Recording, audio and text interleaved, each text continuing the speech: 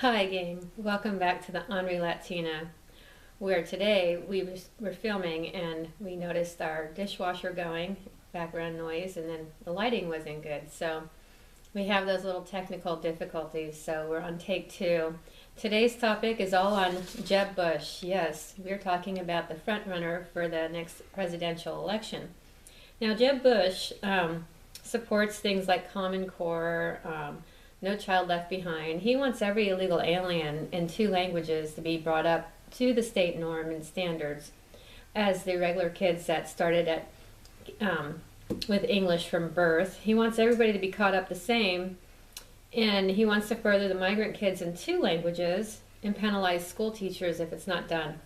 If they leave your kid behind, you can get a voucher and go to another school, or use that voucher to maybe attend a charter school with no rules whatsoever.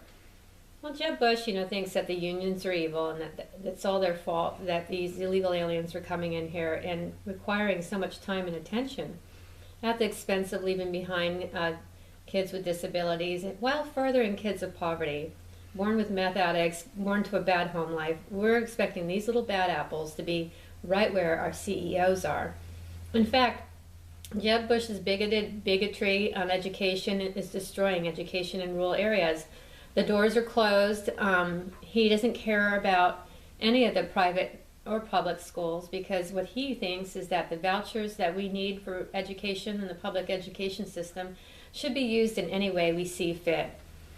The whole collapse in education isn't because of low expectations. It's because that during a wartime debt, funding became an issue, and when the teachers' union started to fail because of the stock market prices, they needed to pull money from somewhere. That somewhere came from when Barack Obama did a windfall for the IDEA kids and the sums of billions of dollars to some states to bail out the PERS pension programs.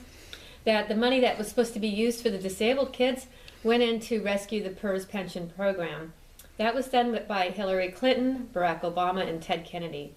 This motherfucker said nothing about it. This guy is a complete fraud. He is no better than the dynasty of Hillary Clinton. He does the same thing that she does, and he kept this little secret all hidden. In fact, kids with disabilities are so disregarded that we don't even diagnose disabilities, and we do not do anything for autism. And if we do, it's only the worst case scenarios. And then we put them in a little room, we forget about them, and we put them in front of a computer or whatever so they can crap their diapers. And we don't even fund that because most of the time it's one staffer to like 50 kids. Another thing that Jeb Bush does is that he expects us to further culture. In every country, I have never heard of anybody allowing an illegal alien into their country and furthering them in two languages. This happened under Jeb Bush's brother's watch. Jeb enforces this. In fact, the whole beauty of No Child Left Behind is that we leave all children behind because of the migrant worker kids who are brought along in two languages. In fact, Jeb mandates that the illegal alien child becomes a new disability. In fact, the new disability is able to be brought along in two languages, and after they get done fucking up the public education system because of this culture, he's going to fuck up the for-profit schools, which means that these illegal aliens will get government assistance. The government will let them pick any government school of their choice, and they'll get to go to college for absolutely free on our dime. Thank you, Jeb Bush. Thank you, Jeb Bush, for opening up the border, bringing in all that additional poverty, and then moving them around to the good schools. Because it ain't bad enough that you're fucking up the bad schools. You're also screwing up the good schools who are actually doing something right. This bureaucracy of No Child Left Behind mandated that in schools that are struggling, we would have to hire highly qualified volunteers or interns or people to work in the classroom. Okay, so you had to have a 2-year college degree. That replaced the grandmas and the stay-at-home moms that used to come in and work with the reading groups. Well, I don't know how many people need a fucking college degree to read to a bunch of first graders. Not too many that I know. But Jeb Bush and his bureaucracy mandates that in order to sit with the reading groups, you have to have a college degree. So out goes the stay-at-home moms and the grandma bees and all the volunteers that were working for absolutely nothing, to you paying a bunch of people, kids that have their 2-year degrees who absolutely know nothing about working with kids or nothing about teaching phonics or teaching reading. The soft bigotry of bureaucracy requires that no child left behind. It means that every little Hispanic kid that comes in our school needs to be brought along in 2 subjects. It doesn't matter if they can master the English. They need to learn all the subjects in Spanish. So they get equal amount of time as a newly immigrant that comes in here knowing nothing.